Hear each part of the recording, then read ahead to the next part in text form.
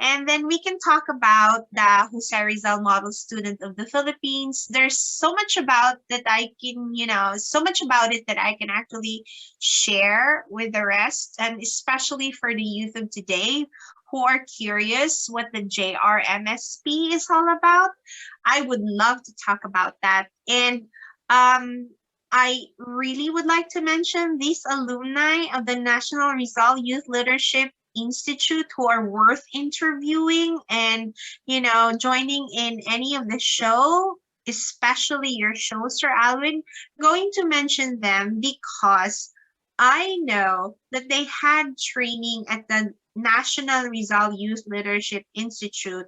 And then look at them now. They are very successful leaders in our community. Like, for example, attorney Leslie Cordero, who was just recently awarded as one of the outstanding young men in the Philippines. They had the awarding last February 18. I'm very, very proud of attorney Leslie Cordero. There's also Marisol de Lantar. I'm very proud of this friend of mine. She's a friend since kindergarten. And after CAPRIS, she actually became one of the longtime facilitator of the National Rizal Leadership Institute. And now she's currently the director of Cool Adventure Camp, which is by the Ramon Aboites Foundation. There's also Bray Segundo, who's another longtime facilitator at the National Rizal Youth Leadership Institute, and he owns To Explore program, which is like a classroom in the outside, so immersing the students in the environment with nature. So he founded that program, and he owns it, and he's also training the youth there. Then there's Hernando Bacosa, who I met not just in NRYLI, but we also work at VRYLI as well as the first MRYLI.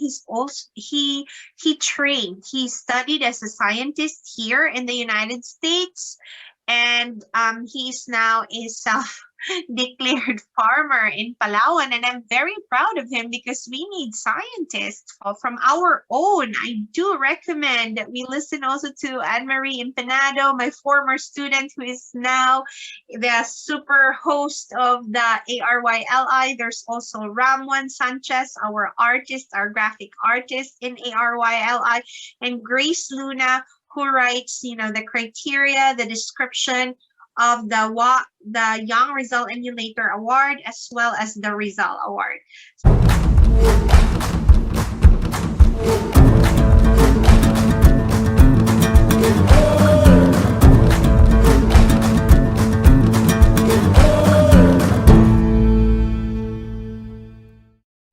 Well, good afternoon, good morning, good evening to all the viewers around the world. We are doing the musings of the Knights of Rizal, which is different from the Know Your Knights because the musings of the Knights of Rizal, it's not specifically for knowing the Knights. It's mostly on musings or haka-haka or anything outside the Know Your Knights.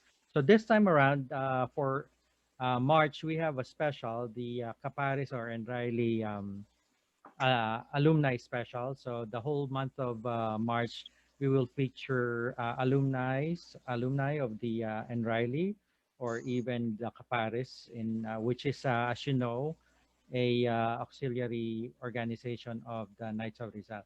So, Miss Olive, can you introduce yourself? Sige po. Magandang umaga, good morning to everyone who are viewing this, or good day kung saan man kayo sa mundo ngayon. Ako nga pala si Miss Olive Abarquez. Way back when I was single, I was Maria Oliva Hopia. So if we have met before through CAPRIS or the National Rizal Youth Leadership Institute, baka bigla na lang sabihin nyo na, nagbago na ang pangalan.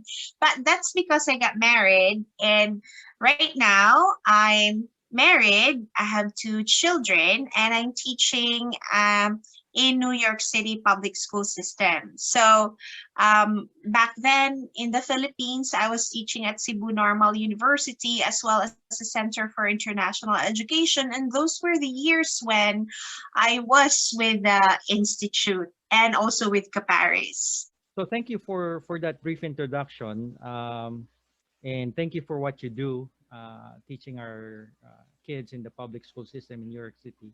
So I wanted to ask you about your uh, engagement with Caparis. If you can give us a brief rundown on your experience with Caparis.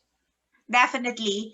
Um, I still vividly remember the day when we were at Dex Ecotech in Cebu. And for those who are familiar, Dex Ecotech is like a conference, how do you call that? A conference building. That's where, a lot of students would meet together to attend conferences or even the teachers themselves. And I remember pretty well that we were invited on the last minute. And, I was just in my second year of college, na excited tuloy ako kasi syempre, di ba, it was really my first invitation to be in a national conference. And when we went there, it was the first time ever I heard of Caparis. And it was, to me, something that was really easy to remember kasi nga, Caparis, di ba? And then later on during the conference, I learned na ang Caparis pala ay Kabataang Pangarap ni Rizal. And this was 1996. And right away, I fell in love with the group kasi I was taking up Bachelor in Secondary Education major in history. I really like naman history. And even before I knew of Caparis or the Knights of Rizal, I already loved studying Rizal. So imagine this very young, wide-eyed, student leader, nagpunta ng conference, na-introduce sa Caparis. I was totally excited. Now, during that time, we were informed that Caparis was somehow, parang hindi naman siya inactive, pero wala lang talaga siyang national officers that time. And we were informed na magkakaroon ng election for, national officers. I had the faintest idea what would happen next, but what happened in the days that followed, because we stayed there for 4 days, I was elected together with the very good people, and these are people that I still know until now. I was elected as national PRO of Caparis, and to be honest with you, at that time, I didn't exactly know I was supposed to do. But kasi nga, Caparis, it's for Rizal. Parang I knew I wanted to be part of this big organization. And the people that we met during the time and the people who were carrying the banners of Caparis were J. Jasper Javines, and he's still around. He's already a Knight of Rizal right now. And my favorite facilitator of all time, si Attorney Joe Arias. So these people really inspired me so much, together with, the student leaders I was with from the University of San Carlos, that we vowed to attend the National Rizal Youth Leadership Institute. So a few months after Caparis actually having been vested with being the national TR of Caparis that time, we were invited to the National Rizal Youth Leadership Institute. And later on, I would be meeting someone who's also going to be a very significant person in my experience with the Institute. Yun, ang pangalan niya ay si Kuya George Chang, and he's still around too. And we still talk about Caparis and Rizal a lot. Now, what inspired you to run for the national governing body of Capares? During the time kasi, USC, or the University of San Carlos, which I was part of, yung delegation namin to Capares was a really, a strong group of student leaders. Amongst ourselves, parang, alam mo yon, there was already the encouragement to really, assume parang mga national responsibilities. Well, apart from, I really wanted to also try how it is to be, an officer in a national level. There was the door that opened, no, and I saw that opportunity to become part of something that, even though I didn't know existed at that time, parang yung kantang I knew I love you before I met you. I'm not kidding, it's for real. It felt like that, hey, this is it. During the time kasi when they went to Cebu to hold also the National CAPRIS parang conference yet. I forgot exactly what it was, but I know specifically hindi yun institute eh.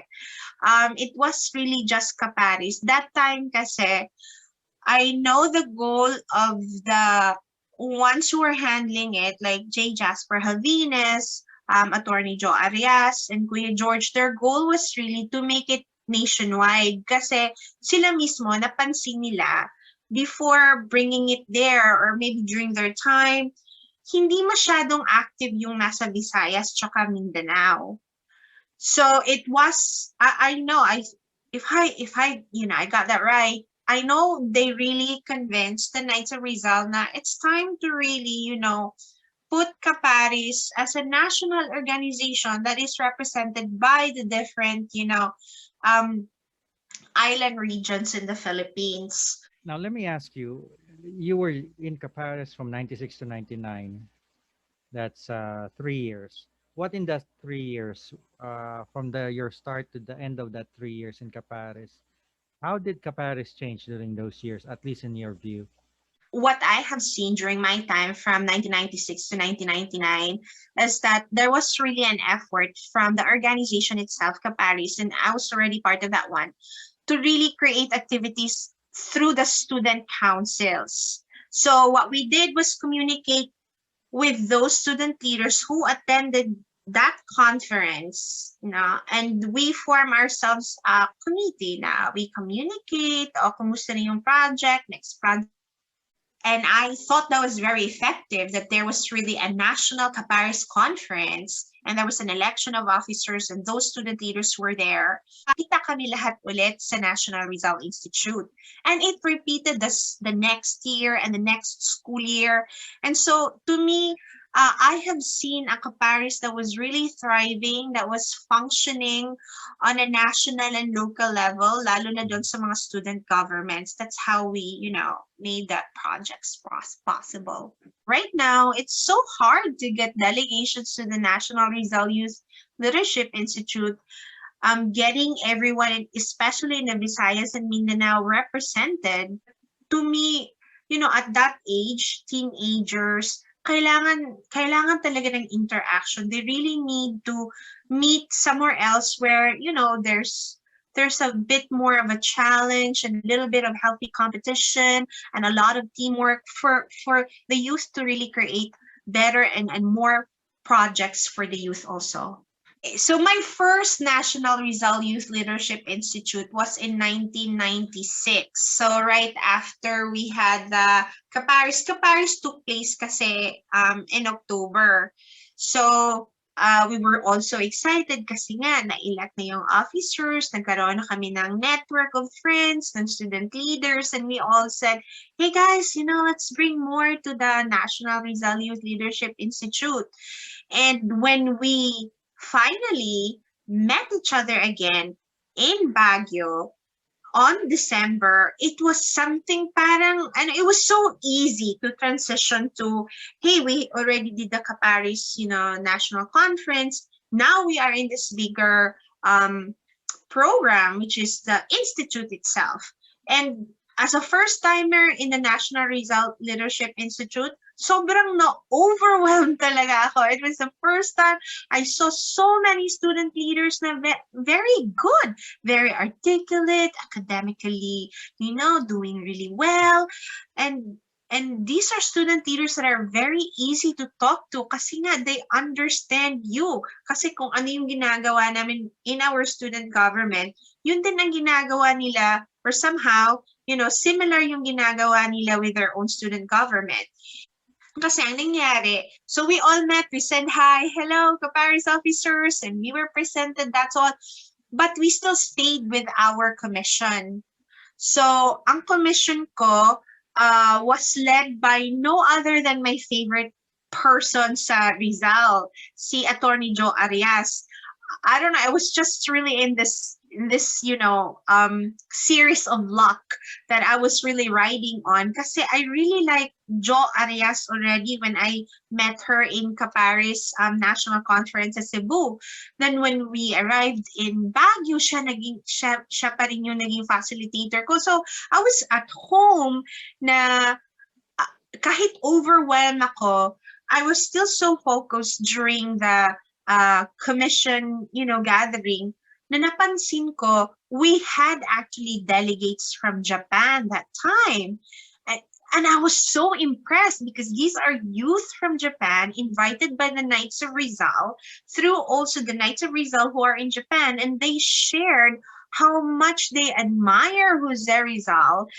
So it was really a very beautiful experience to me. Na I felt like if these, Japanese youth nationals can love Rizal that much, how can I, love Rizal better or serve as a community leader through the, teachings of our national heroes. So that was something that was my takeaway from my first National Rizal Youth Leadership Institute. It was a very good experience that I promised myself na babalik ako next year. And You did it in luckily, 10 years. yeah, yeah, 8 times. yes, yeah, Spread out. yeah, I think so. I mean, the my first experience was so good that hindi ko naman talaga inisip na I'll be going back in the many years to come. Pero ang sa akin lang nun at that time, I'm really gonna go back next year. And then the next year, I end up saying, I'm gonna go back next year. And the next, and the next. And, all in all, from 1996 to 2006, I really tried to be there at the National Rizal Youth Leadership Institute. Year 2000, I was already a teacher. And on my first year of teaching, syempre, I put together a group of, students, and we went to Baguio together. And it so happened that I was able to, convince the administrator and also the parents that investing on their children to attend the National Rizal Youth Leadership Institute was going to be worth it. Kasi let's talk about the registration and the trip, mahal din. It's quite pricey to attend the National Rizal Youth Leadership Institute, lalo na for us who are coming from Cebu. We still have to pay for the airfare, we still have to pay for the bus, round trip, and also the registration. So I would say that it was just because I was a teacher and the parents who saw the value of letting their children attend the National Rizal Youth Leadership Institute gave me that opportunity to keep going back to the institute with this time as a mentor, a coach, and a teacher.